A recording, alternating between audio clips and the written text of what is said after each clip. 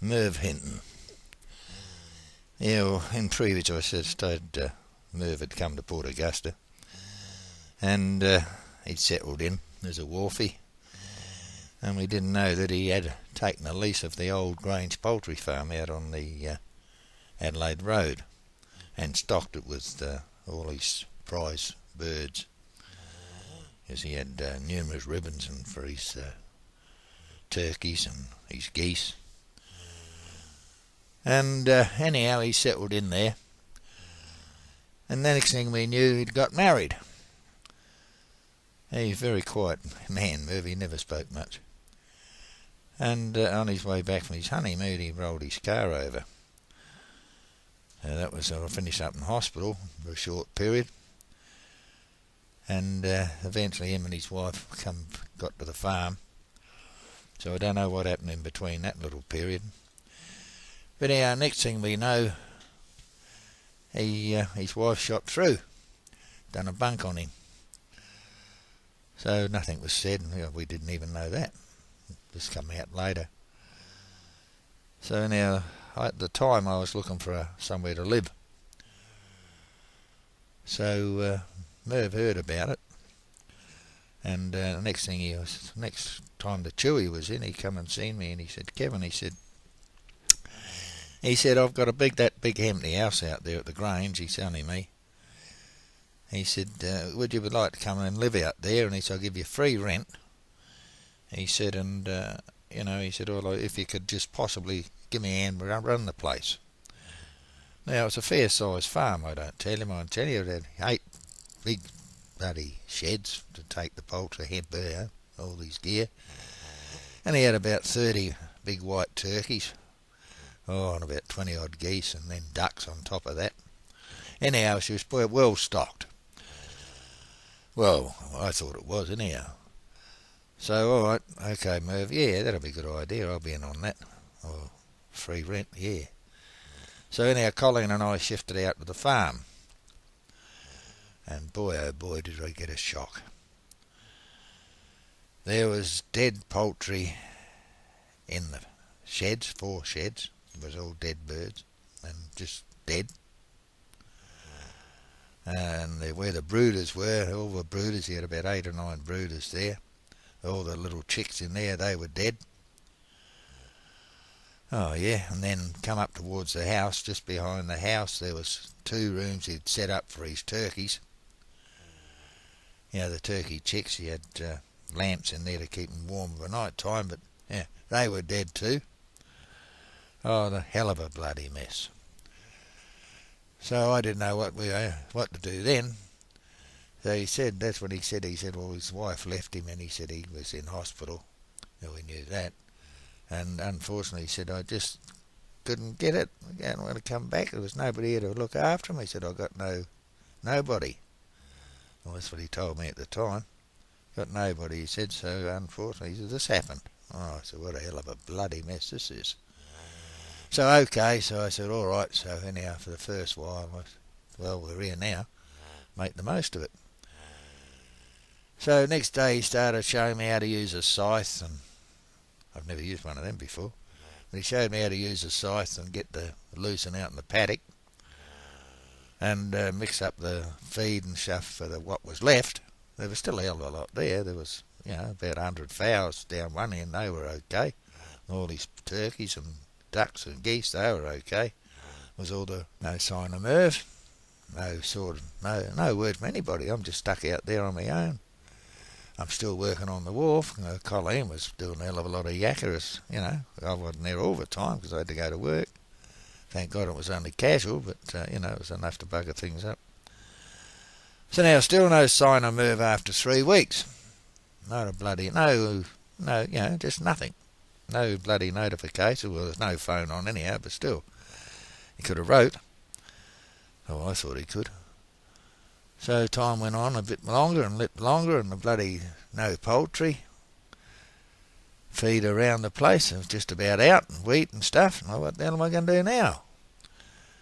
So, only thing I can bloody do, no word from him. I know he's still in hospital because I checked on that. And he's not taking me, no phone call, no answer, no nothing. I don't know, any relations or anything. So I finished up, well, bugger this, I've got to get Tucker to feed them. So I looked at some hens and up the other end, and I got one of the mates I knew in Port Augusta. He come out and bought a heap of the fowls, and I used that money to buy feed, so that was okay. That kept us going.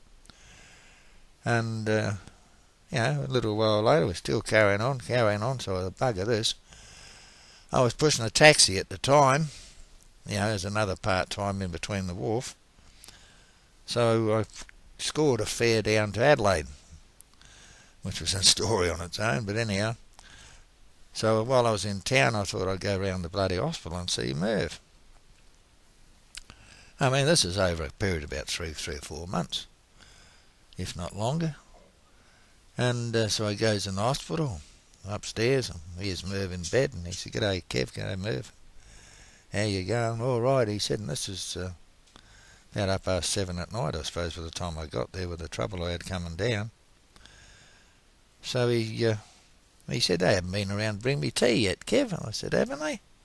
"Yeah," he said, "no." He said, "I'm getting bloody hungry." He said, "But nobody's talking about food or anything." Oh, I said, I looked outside, I was pitch bloody black. Oh, I thought he'd had his tea by now, so he's going troppo. Oh, anyhow, so I said to him about the farm and that, and he just lost interest and couldn't care less, and just left me to it. So I said, buggered if I know, what the hell am I going to do now? And I said, "Well, how we get on feeding the fowls?" He said to me, "You'll have to sell a few, Kev," he said, because I don't know. And then he dropped off again, he went walkabout in his mind.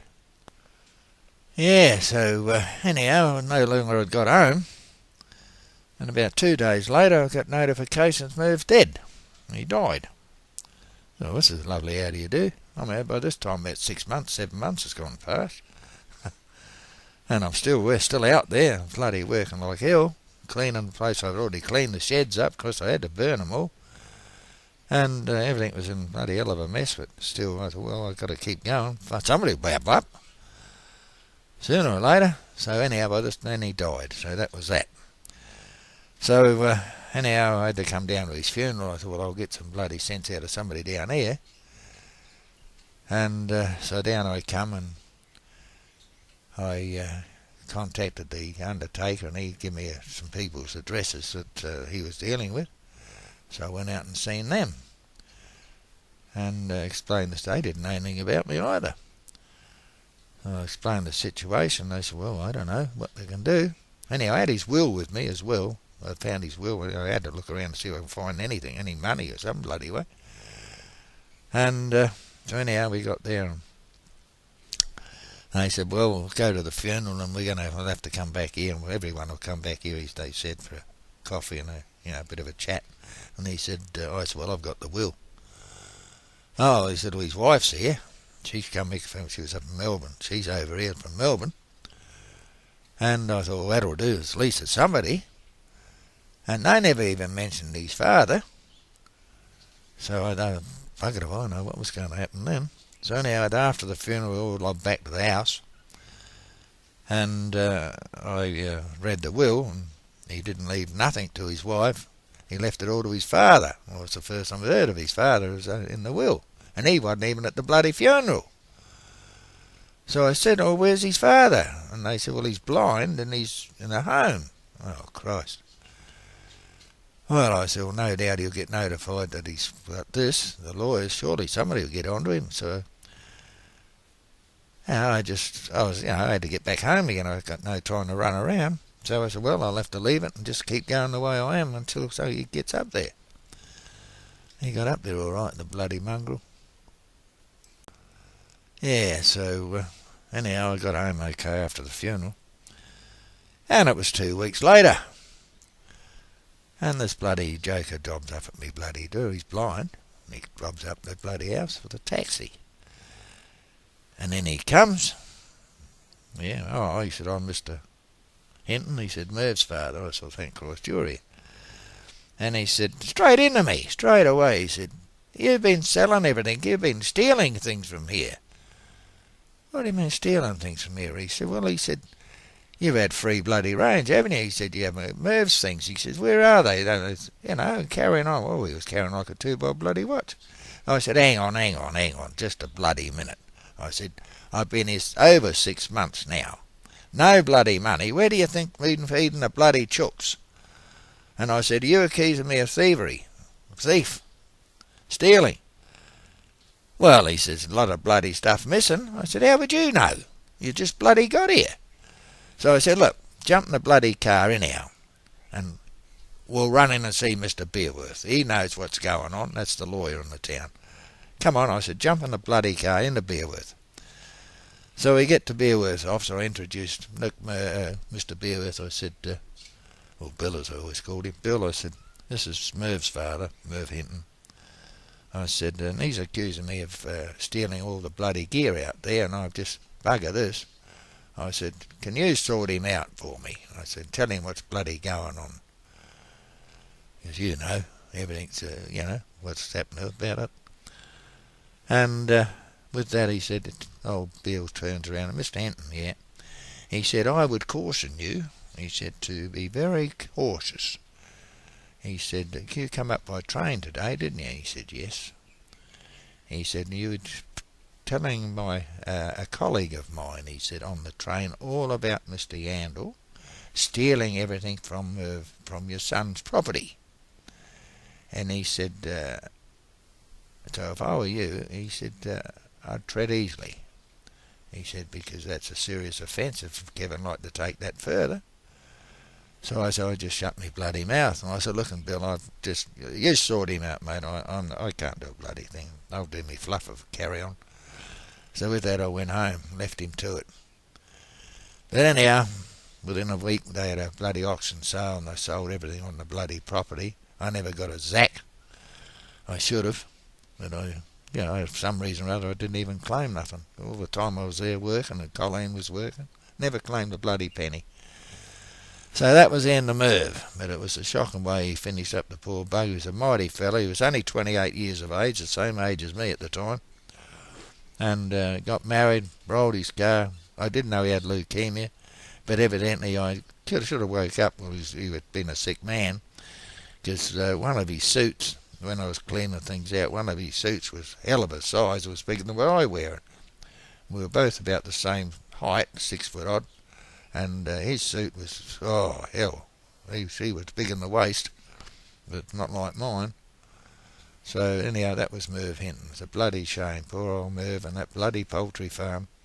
Anyhow, I was stuck there, so I had to carry on, and just had nowhere to live.